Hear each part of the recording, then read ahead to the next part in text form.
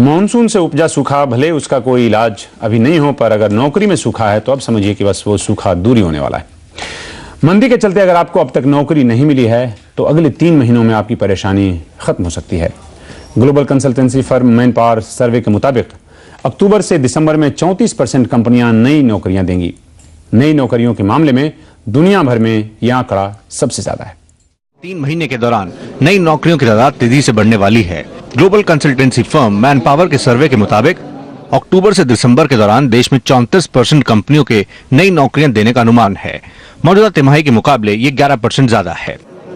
भारत में नई नौकरियां किसी एक क्षेत्र में न होकर पूरे देश में होंगी। सर्वे के मुताबिक पूर्वी भारत में सबसे अधिक 37% कंपनियां नई भर्तियां करेंगी। पश्चिम भारत में आंकड़ा 34% और उत्तरी भारत में 33% रहने का अनुमान जताया गया है। दक्षिण भारत में 32% कंपनियां नई भर्तियों की तैयारी कर रही हैं। दुनिया भर में नौकरियों की स्थिति देखें तो भारत में सबसे ज्यादा कंपनियों के नई भर्ती करने का अनुमान है। जहां अगले 3 महीने में भारत में 34% कंपनियां नई भर्तियां करने जा रही हैं, वहीं अमेरिका में इस दौरान नई भर्तियां 2% घटने का अनुमान है। ब्रिटेन में नई नौकरियां बिल्कुल नहीं बढ़ेंगी। जापान में 4% नौकरियां कम होने की आशंका है। चीन में 11% कंपनियां नई नौकरियां देने की तैयारी कर रही हैं। ब्राजील में आंकड़ा 21% रहने का अनुमान है।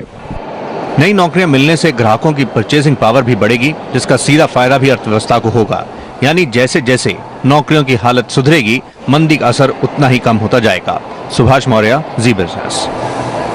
और अब इस मामले पर बात करने के लिए हमारे साथ 2 खास मेहमान हैं। सुधीर कपाई साहब हैं, एमडी हैं ओमान के, और सुनील गोयल साहब डायरेक्टर हैं ग्लोबल हंट में।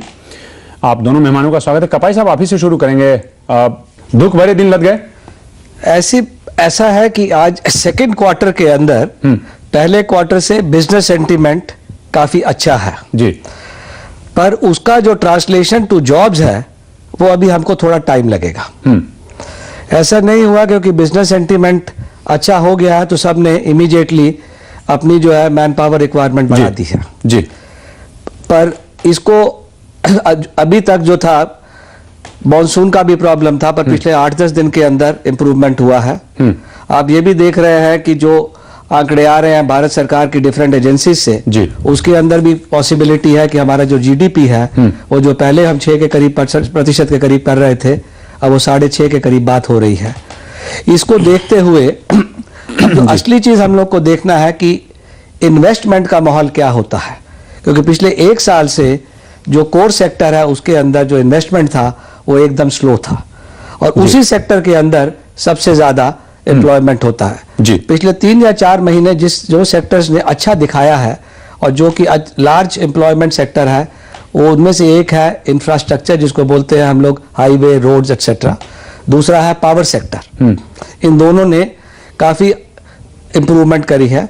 और अगर आप देख रहे हैं पिछले 2-3 महीने के अंदर ये जो सेक्टर्स हैं, automobile, consumer durable, white goods, इनके अंदर भी काफी इंप्रूवमेंट हुआ है। मेरे को ये लगता है कि इनके अंदर भी जो है 3rd क्वार्टर के अंदर एम्प्लॉयमेंट की अपॉर्चुनिटी काफी बढ़ने वाली। एक बार जरा सुनील गोयल साहब की भी राय ले लेते हैं। गोयल साहब, जो हालात हैं उसमें ऐसा लगता है कि एक जो सर्वे है, दिसंबर तक हालात अच्छे रहेंगे, हायरिंग होगी, उसमें सभी तरह की कंपनियां, उसमें आईटी की कंपनियां हैं, उसमें बैंक्स हैं, उसमें जो जैसे वोल्टास का नाम है, उसमें लार्सन एंड टुब्रो का नाम है, तो जो वैसी कंपनियां भी हैं जहां जो मैन्युफैक्चरिंग में हैं, जो इंफ्रास्ट्रक्चर सेक्टर में हैं, ये सभी जगह एक हरियाली सी दिखेगी अगले 2-3 महीने में। इसके क्या पर्याप्त आधार हमारे पास है? सबसे अच्छी चीज यहाँ पे ये है, यहाँ पे एक बहुत ही पॉजिटिव वाइब्स हम लोगों को मिल रहा है कि जो लास्ट क्वार्टर, जो लास्ट ईयर जो दिसंबर था, वो किसी भी इंडस्ट्री या किसी भी कंपनी के लिए बहुत अच्छा नहीं था।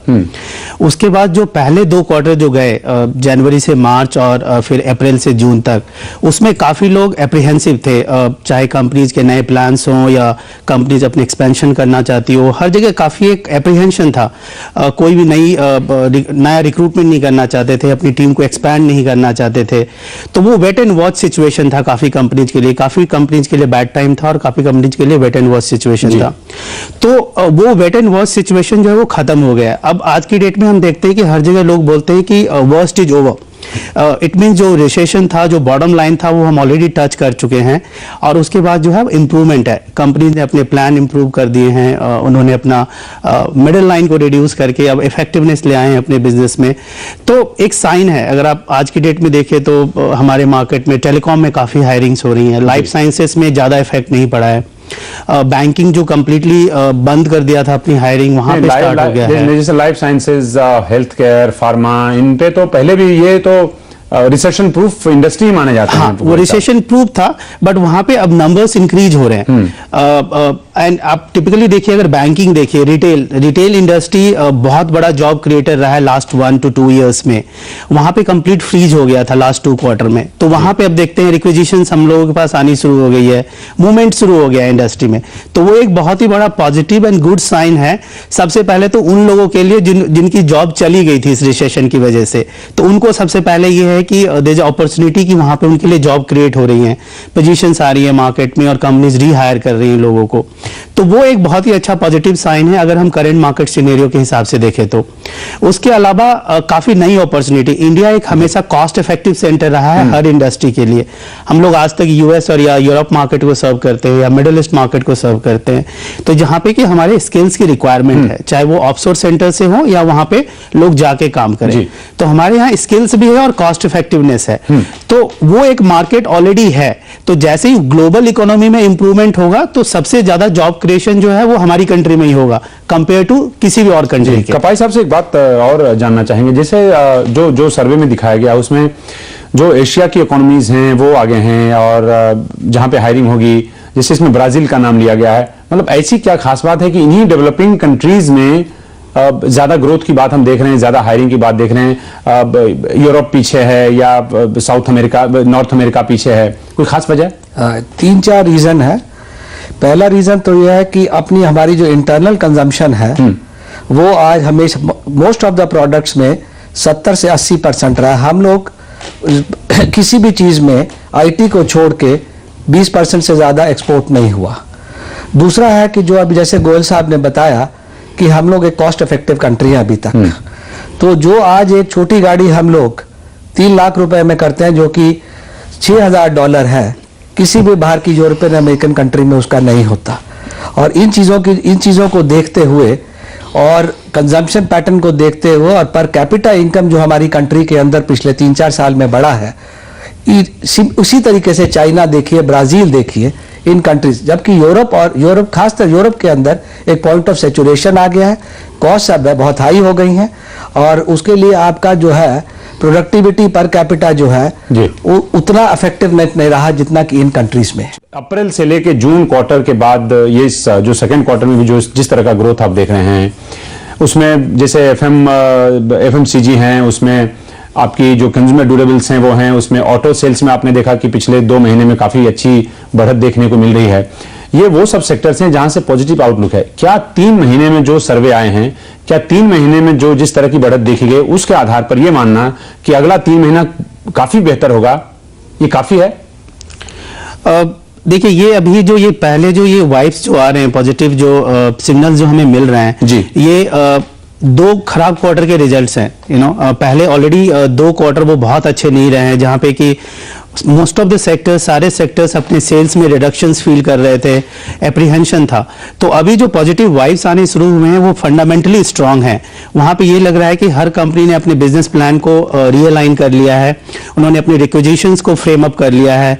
तो उनके प्लान्स हैं जो कि कॉन्क्रीट प्लान्स है to increase the numbers of the people. तो जब वो नंबर ऑफ पीपल इंक्रीज करेंगे तो जॉब रिक्विजिशंस मार्केट में आएगी, क्योंकि बाय डिफॉल्ट अगर आप देखिए तो सेल्स इंक्रीज हो रहा है। जो कंपनीज ऑटोमोबाइल सेक्टर्स की आपने बात करी, most of the automobile sectors आज आप देखिए, होंडा है या मारुति है, सब ने सेल्स में काफी 43% प्लस इंक्रीज हुआ है उनका पिछले क्वार्टर के कंपैरेटिवली में। सो एक ऑटोमोबाइल सेक्टर को लेते हैं तो automobile companies as well as उसके साथ जो एंसिलरीज कंपनीज हैं, जो उसके साथ जो एसएमईज एडेप्टेड हैं, जो जॉइंट हैं, वो हर जगह जॉब क्रिएट होगी। तो ये काफी पॉजिटिव एस्पेक्ट है और ये लग रहा है कि अगले 1-2 क्वार्टर अच्छा रहेगा जहां तक नौकरियों का सवाल है। और हमारे साथ इस वक्त एक और मेहमान जुड़े हैं फोन लाइन पर। हितेश ओबराय साहब हैं, डायरेक्टर हैं, सीईओ इन्फोएज। आपका स्वागत है जी बिजनेस में। मेरा सवाल यह है, हाँ जी, कि जो जिस तरह के पॉजिटिव्स दिखाई दे रहे हैं अगले 3-4 महीने में एक तरह से देखा जा रहा है कि पॉजिटिविटी रहेगी जहां तक नौकरी का सवाल है। लोग क्या जो जिनको नौकरी की चाहत है या काफी टाइम से जो छंटनी से बेकार बैठे थे बायोडाटा लेके दौड़ पड़े? हाँ जी, सही बात है बिल्कुल, क्योंकि अब मार्केट धीरे धीरे ऊपर चल रहा है और सब कंपनीज रिस्ट्रक्चर कर चुकी हैं जी। और उनको पता है कि अब इससे कम वो एम्प्लॉइज नहीं कर सकते और जैसे जैसे सेल्स ग्रोथ बढ़ेगी वो नए नए एम्प्लॉइज हायर करेंगे जी। अट्रिशन रेट्स भी बढ़ रहे हैं हर जगह पर, हर कंपनी में धीरे धीरे, और इसलिए नए लोगों की जरूरत पड़ेगी आगे जाकर। क्या ये मानकर चला जाए कि जैसे छंटनी की जो प्रक्रिया चल रही थी पिछले 1.5 साल से इस देश में वो खत्म हो चुकी है और अब केवल हायरिंग होगी?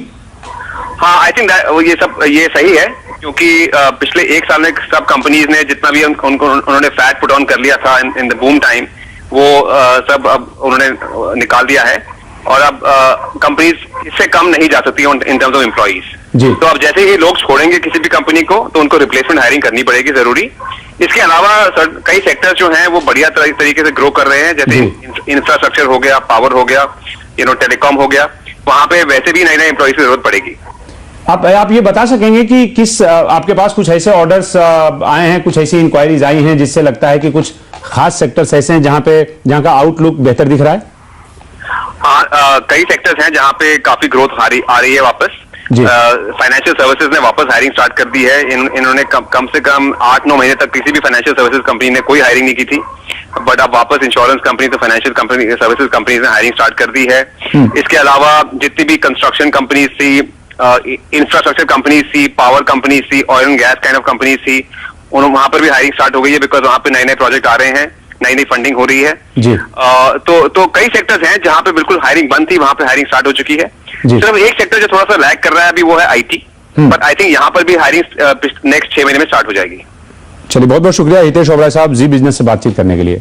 गोयल साहब, अभी जैसे कहते हैं कि वर्स्ट इज ओवर, नौकरियों के मामले में वर्स्ट इज ओवर, अभी जब तुलना करते हैं आप ये बता सकते हैं कि जो कुछ ऐसे देश के कुछ ऐसे जहां पे क्लस्टर्ड हैं, जहां पे कुछ ऐसा ब्लॉक्स है, उस स्टेट में जहां पे लोगों की नौकरियां ज्यादा गई हैं, जैसे मसलन मैं आपको एक एग्जांपल देना चाहूंगा, जैसे टेक्सटाइल्स है, क्या इस वक्त टेक्सटाइल्स जैसे आप जो साउथ इंडिया के कई ऐसे शहर हैं जो टेक्सटाइल्स की बदौलत चलते हैं, क्या ये जो एक पॉजिटिविटी है क्या ये टेक्सटाइल्स की कंपनियों पर भी लागू होगी? यस, इसमें सबसे बड़ी बात यह है कि 2 तरह के यूनिट हैं। एक तो एक्सपोर्ट बेस्ड यूनिट है, एक लोकल कंजप्शन बेस्ड यूनिट है। रिडक्शन दोनों ही यूनिट में आया था। अगर आप देखें तो लोकल परचेजिंग पावर थी लोगों की, बट परचेजिंग रिड्यूस हो गई थी, सेल्स रिड्यूस हो गई थी।